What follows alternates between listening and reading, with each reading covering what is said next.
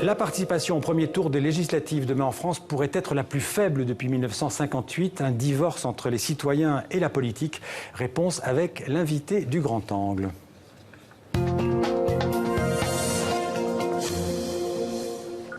Bonjour, Sudhir Asare-Singh. Bonjour. Alors, vous êtes historien britannique, originaire de l'île Maurice. Vous enseignez à Oxford, en Grande-Bretagne. Vous êtes, on peut le dire, un passionné de l'histoire de France, de la pensée politique française, des idées françaises, du rôle des intellectuels, des grands hommes aussi, de Napoléon, auquel vous avez consacré 2 livres, au général de Gaulle, 2 livres aussi, en passant par Gambetta, sous la Troisième République. Vous écrivez vos livres en anglais et en français, et notamment en 2015, Ce pays qui aime les idées, histoire d'une passion française. C'était chez Flammarion. Alors, je voudrais vous demander, pour commencer, tout simplement, d'où vous vient cette passion à vous pour la France ?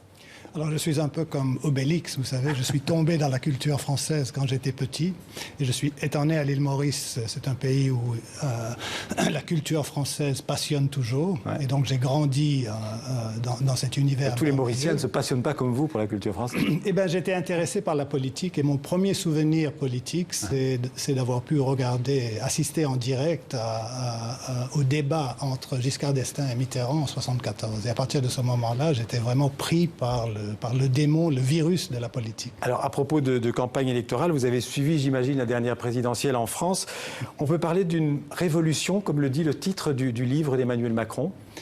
C'était une révolution, certes. C'était surtout la fin d'un cycle. C'est-à-dire que c'était un moment où les deux grands partis politiques qui avaient gouverné la France pendant les 20 ou 25 dernières années se sont plus ou moins effondrés. Ouais. Et Macron a été celui qui a eu l'habilité, le talent aussi, d'exploiter cette décomposition pour pouvoir en profiter. Mais vous l'aviez vu venir, Macron ? Lui, non. Je pense que personne ne l'avait vraiment vu venir. Je me souviens d'ailleurs, au moment du lancement d'En Marche, en avril 2016, il y avait 200 personnes dans une petite salle à Amiens, et les journalistes rigolaient lorsqu'on parlait d'une ambition présidentielle de ce jeune homme-là. Donc à ce moment-là, personne ne l'avait vraiment vu venir. En même temps, pour paraphraser le nouveau président, en même temps, ce qui était sûr, c'était qu'il y avait du changement dans l'air et une personnalité quelconque allait survenir pour incarner le renouvellement du système politique. Le changement dans l'air, on en parle à chaque élection, on parle d'un changement. Là, c'est un changement assez radical, puisque, comme vous l'avez dit, les 2 partis traditionnels ne disparaissent pas, mais en tout cas sont mis sur la touche. Comment est-ce que vous expliquez cette prise de pouvoir aussi rapide par Emmanuel Macron ? Je pense que cela n'aurait pas pu se faire ni en 2007, ni en 2012, parce que les 2 partis traditionnels de gouvernement étaient toujours plus ou moins forts. Ce qui a permis à Macron de percer, c'est qu'à la fois le Parti socialiste et puis aussi les Républicains se sont affaiblis, et il a pu profiter de cet affaiblissement pour pouvoir se positionner et pour pouvoir aussi, parce que c'est très important quand même, ne pas être un candidat qui s'appuie sur un parti politique traditionnel. Ça a été sa force. Ouais. Où est-ce que vous le situez sur l'échiquier politique ? C'est un vrai centriste ? C'est un centriste radical. Comment vous le définiriez ? Il est centre-gauche, je crois. D'ailleurs, lorsqu'on lit Révolution, il le dit très clairement à la fin. Il est contre ce qu'il appelle le conservatisme et il est pour ce qu'il appelle le progrès. Ouais. Et donc, c'est un réformiste. Et lorsqu'on regarde un peu dans Révolution les figures qu'il inspire, il cite des gens comme Pierre Mendès France, comme Michel Rocard. Donc, il est une figure qui incarnait ce qu'on appelait autrefois la deuxième gauche. Vous diriez qu'après lui, en tout cas avec lui, le traditionnel affrontement gauche-droite, ça appartient à l'histoire, c'est terminé, ou c'est pas si simple que ça ? C'est pas si simple que ça, parce que la France reste quand même le pays des grandes idées, des grandes passions politiques. Ce qui complique la chose aujourd'hui, c'est qu'à côté du clivage gauche-droite, il y a aussi le clivage société ouverte, société fermée, qui ne l'a pas complètement remplacé, mais qui s'est superposé au clivage gauche-droite. Donc vous avez aussi à présent, à la fois à la gauche et à la droite, des gens qui se revendiquent d'une société plus ouverte, plus libérale, plus cosmopolite, et une société plus fermée, plus défensive. C'est un réformiste peut-être au niveau des social, éthique, mais est-ce que sur le plan économique, c'est quand même un libéral ? Il reste un libéral. D'ailleurs, on le découvre un peu plus à présent. Je pense qu'il a eu, là aussi, une certaine habileté tactique à ne pas trop dévoiler son libéralisme économique pendant la campagne présidentielle pour pouvoir bénéficier des voix de gauche. À présent, ce qu'il cherche, c'est de bénéficier du soutien des électorats de l'électorat de droite. Et ce qu'il affiche clairement, ce sont ses idées économiques qui sont des idées franchement libérales et néolibérales. Donc, de ce point de vue-là, je pense qu'il innove très peu. Ce qu'il cherche à faire, d'ailleurs, c'est plutôt de radicaliser certaines réformes économiques qui avaient été conçues par les deux présidents précédents, mais qui n'avaient pas été poussés jusqu'à leur logique absolue. Alors, ce qui est assez surprenant ces élections-ci, c'est que tous les candidats, à peu près, se disaient les candidats de la rupture. Ils étaient tous en rupture, soit dans leur propre camp, soit au niveau global. Est-ce que vous croyez à cette rupture? On parle beaucoup de renouveau, de renouvellement. Est-ce qu'on y est cette fois-ci, vraiment, à la veille d'un renouvellement? Alors, encore une fois, la réponse est mitigée, parce que d'une part, il va y avoir une révolution dans la représentation nationale, parce qu'il y aura la grande majorité des députés qui seront élus en marche seront des primo-élus. Donc on aura de la nouveauté de ce point de vue-là.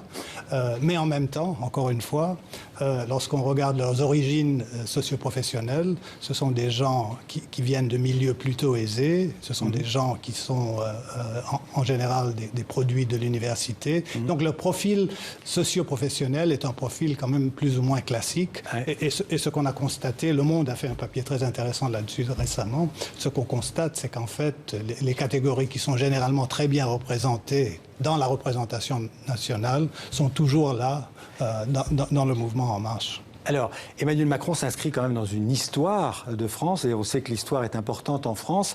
Les Français ont un rapport, selon vous, un rapport particulier à la politique, un rapport particulier avec les idées. On dit qu'il y a un esprit français. C'est quoi l'esprit français? Il y a un esprit français. D'ailleurs, on l'a très bien retrouvé pendant la campagne électorale. Le goût des oppositions binaires, le bien et le mal, les élites et le peuple, la gauche et la droite. On l'a retrouvé pendant la campagne. Le goût de l'abstraction aussi. C'est très frappant lorsqu'on contraste une campagne française avec une campagne britannique. Chez nous, on ne parle que de sous, on ne parle que de chiffres, alors qu'ici, on ne parle presque jamais de chiffres. On parle de révolution. Un peu plus qu'avant, peut-être. Ça change un peu. L'économie prend plus de place qu'avant. Oui, mais sans aller dans trop de détails. D'ailleurs, Emmanuel Macron s'est fait élire sans donner de chiffres sur presque aucune de ses promesses électorales. Donc, il y a de l'abstraction là aussi. Et puis, il y a aussi, et ça c'est très très français, justement cette radicalité dont vous parliez. Tous les candidats, même les candidats conservateurs, s'affichent comme des candidats révolutionnaires. Même François Fillon, par exemple, se disait en rupture avec le passé récent de son propre parti. Donc là, on est vraiment dans un schéma absolument français. Et puis, dernière chose, le goût du paradoxe. Parce que on ne peut pas autrement décrire l'élection d'un homme qui est à la fois l'incarnation du changement, mais aussi le plus profond, pur produit de la technocratie française, parce qu'il est un produit de l'École nationale d'administration. Parce que justement, on doit s'inscrire aussi dans... Il y a le poids des institutions en France. Vous parlez aussi souvent des codes, des rites. Tout ça, c'est très important en France. Cette espèce de monarchie présidentielle qui s'appuie sur des institutions. Qui s'appuie sur des institutions. Et le moment vraiment exquis où tout cela s'est révélé, c'était cette cérémonie du Louvre, où le nouveau président, qui avait jusqu'à ce moment-là voulu incarner la transformation et la rupture, s'est presque transmuté en figure de monarchie républicaine. Donc on ne peut pas en France être un président normal. François Hollande n'avait pas compris ça.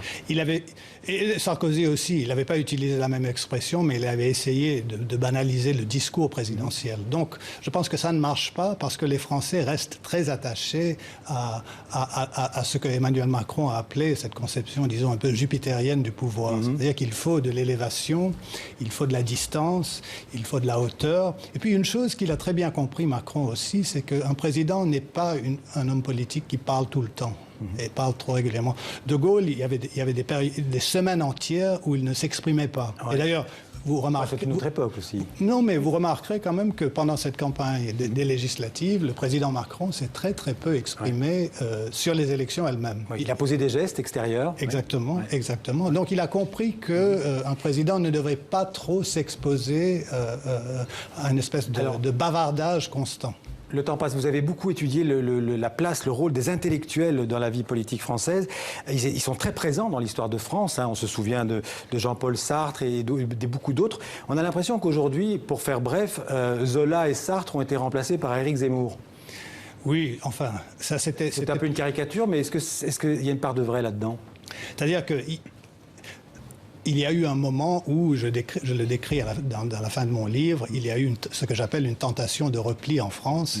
On a vu une montée d'un certain conservatisme nationaliste, mais je pense que, entre autres, l'élection d'Emmanuel Macron prouve que la France ne peut pas rester dans ce schéma-là pendant très longtemps.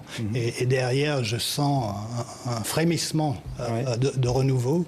Et donc, je pense que cette vision optimiste, ouverte de la démocratie française que veut incarner Emmanuel Macron sera aussi reprise par une nouvelle génération d'intellectuels français.